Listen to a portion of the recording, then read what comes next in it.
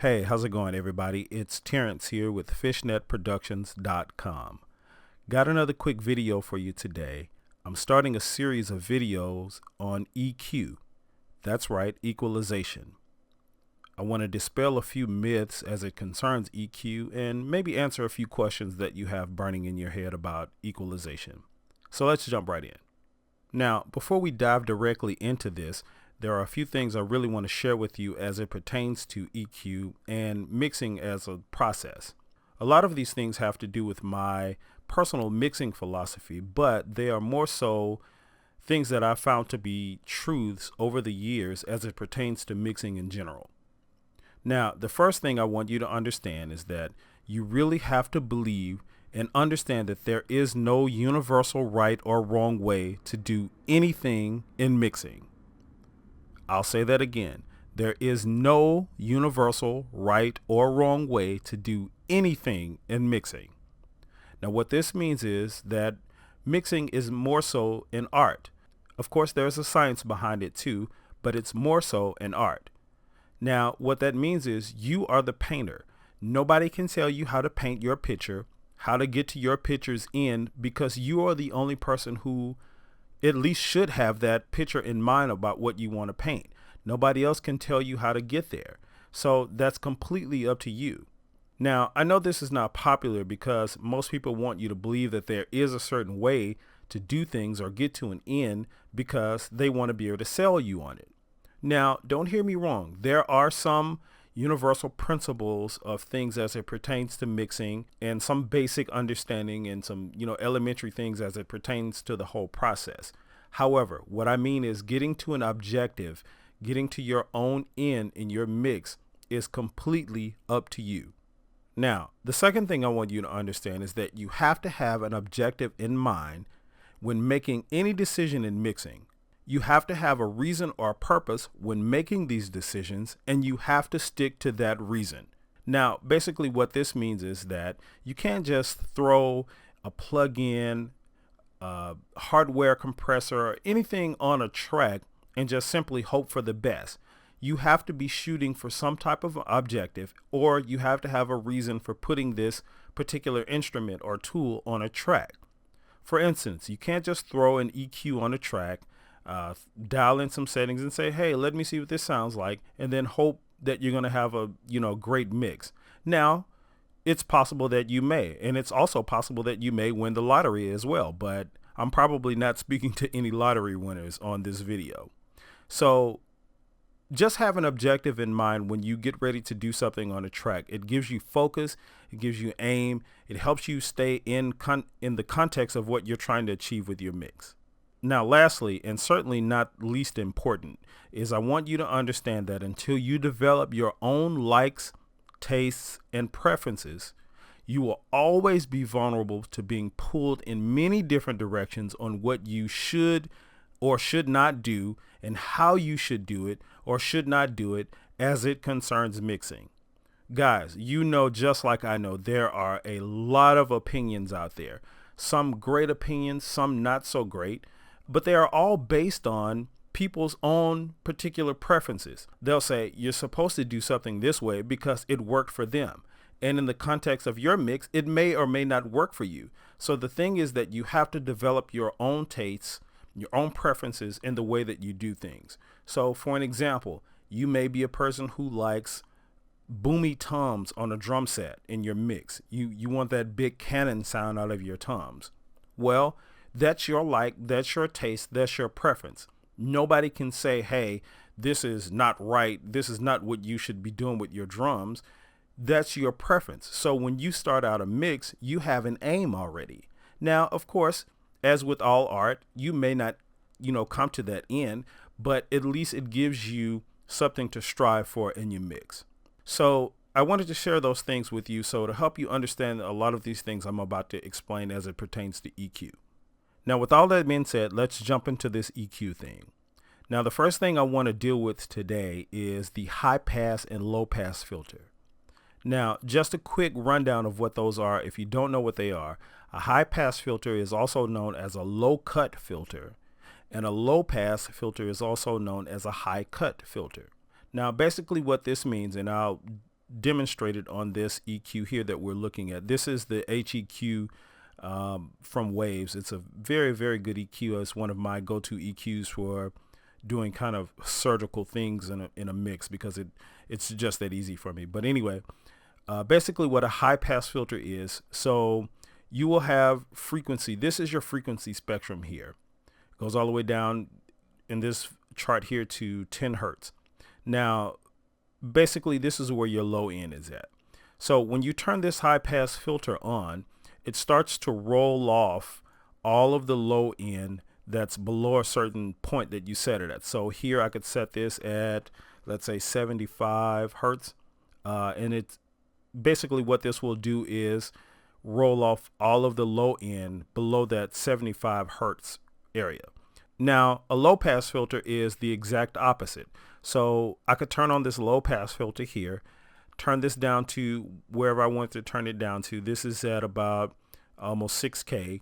And basically this will roll off all of the high end that's showing up in whatever you're playing here. So if it's, say, I don't know, a snare drum that has some highs up here, you'll start to hear that start rolling off up here. It will cut all those highs down, and the only thing that will be heard are the frequencies in this range here. Now next, I want to deal with the most popular use of this high pass and low pass filter, especially the high pass filter. Now, what you've probably heard before is that you can probably put this high pass filter on all of your tracks except for the kick drum and the bass guitar. You know, set it at maybe around 100 hertz. Basically, it will roll everything off below this 100 hertz, giving your bass and your kick drum more room to have their own frequency spectrum up in these areas here. Now, that's a very, very common use of this high pass filter, and it does provide some space for these tracks. However, I have a different philosophy as it pertains to this particular use of the high pass filter. Now, what you have to understand is that this method of putting a high pass filter on and setting it at around 100 or so hertz on every track except for the kick and bass, this method assumes that the kick drum and the bass drum are the only thing that's contributing to the low end of your track. Now, in a lot of cases, that's just not true.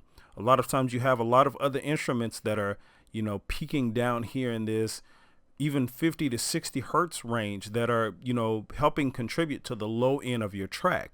Now, when you snatch that out, when you start to roll off that low end, it could possibly make your track start to sound thin. Now, of course, if you have a bunch of tracks where there's not a lot of information below this 100 hertz area, or however high you want to go up, sure, you can roll it off and it's not contributing that much to the track.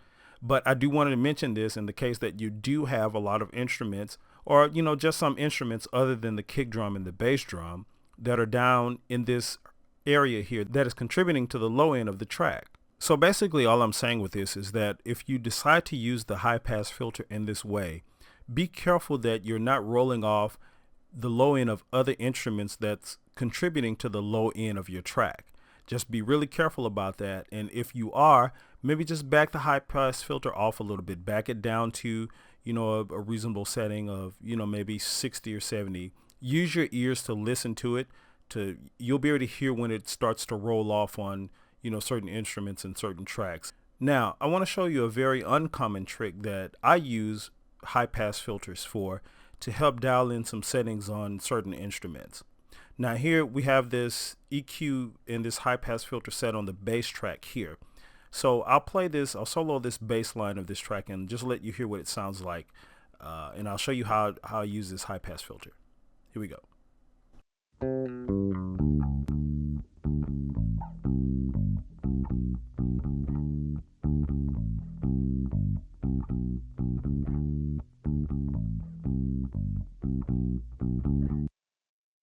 Now, basically what I do is I take this high pass filter and I roll off all of the low end of the bass guitar. So I'll take it all the way up to even about, probably maybe about 200 or so hertz.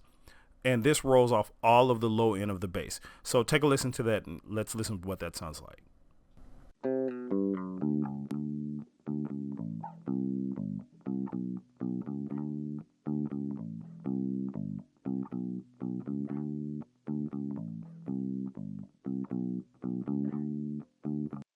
Now, basically what this allows me to do is focus on my high end of my bass guitar. So I can go in and dial in, the certain settings that I want, where I like the snappy high end of the bass guitar. And then I can always put that low end back in it and then tame that from there. So let's do that.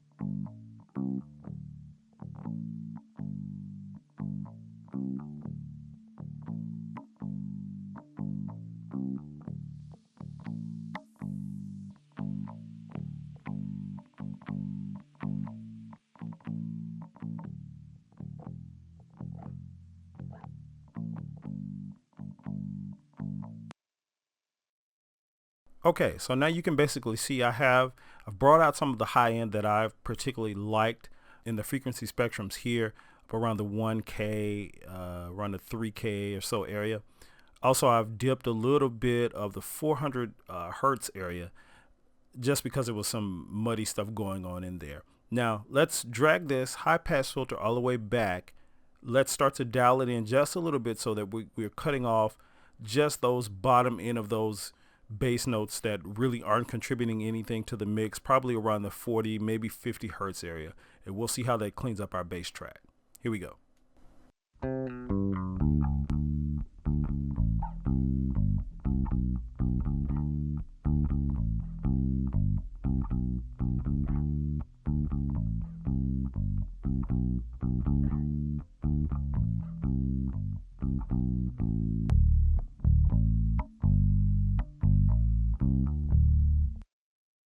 Now, see, just that alone allowed us to dial in our high end of our bass line just without having to focus on this low end so much, because it's the part of the bass line that's really easy to kind of get anyway. We all want that bass feel. It's already there in a lot of bass tracks. We know we can just boost it, around certain areas in the lower frequencies, and we'll get there. It's always the higher end of like a bass instrument that's really kind of harder to dial in. So now that we have that set, all we have to do again is go in and dial in our frequencies. But let's A and B this really quick and see what it sounds like. So here we go.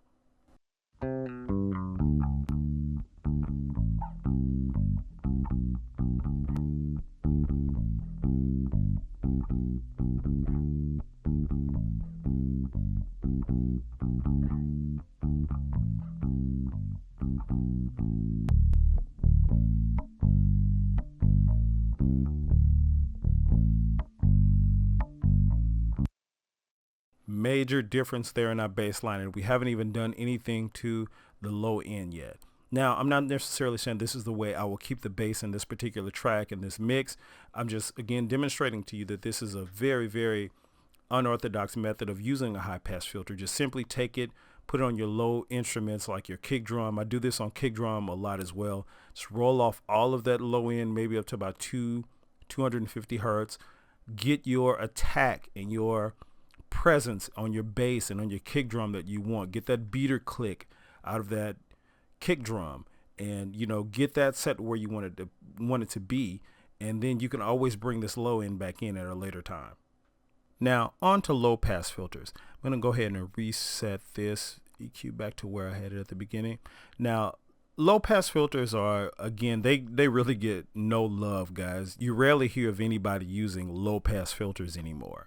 So basically what you can do to use a low pass filter is to use it in the exact opposite way of the way I just showed you with the high pass filter. So you can take in a particular instrument that has a lot of high end information, say a vocal, a piano, or some strings or something like that. You can take it and roll off all of that low end all the way down to until you're getting just these, maybe high mids and mid frequencies and stuff up in here. Dial those settings in, cut the mud out of them or the honkiness or whatever it is you want to do to the particular track, And then you can always dial it back in those high-end settings.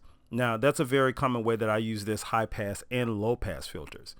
Now, again, there's another way that you can use it in the same way that you use the high pass filter.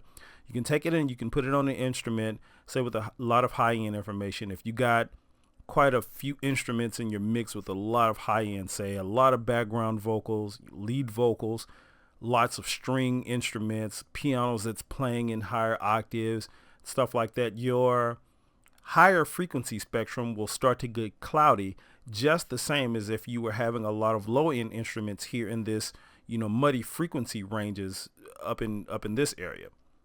So you can take this high pass filter and maybe roll off some of the lows on some of those instruments. So say a piano, where you basically are getting that, what you want to get usually is a lot of that 1K or 2K area in a piano to kind of stick out just a little bit to give it some life, and maybe put some air around 5 or 6K. And then once you do that, you can start rolling off all of the rest of that high end that's kind of up in those frequencies. Sorry, this is the wrong one. This one, up in those frequencies that are not really contributing much to the mix, and that other instruments may be occupying, like strings and stuff like that. So you could take this low pass filter, put it at about 9 or 10K, and it rolls off all of that stuff, giving your other instruments room up in this area to breathe. Now, basically that's it, guys, pertaining to high pass and low pass filters. They're a very simple thing to use. Try them out on your mix. Again, try that high pass filter trick where you're rolling off all of the low end on your bass instruments like your kick drum and bass guitar. Dialing your settings up top in your higher frequencies, and then put that frequency back there, and then see what results you get from there. Try the same thing with a low pass filter and see what kind of results you get from there. So that's it for this video, guys. Join me in the next video where I'm going to be talking about subtractive versus additive EQ, and times where you can use one or the other, and the effects that each one has in a particular instance. Make sure you subscribe to the channel, guys, because a lot of these videos that I'm putting out, I may not post them in public places. So make sure you subscribe to the channel so you get notice when these videos are coming out. So until then, guys, I'll see you in the next video.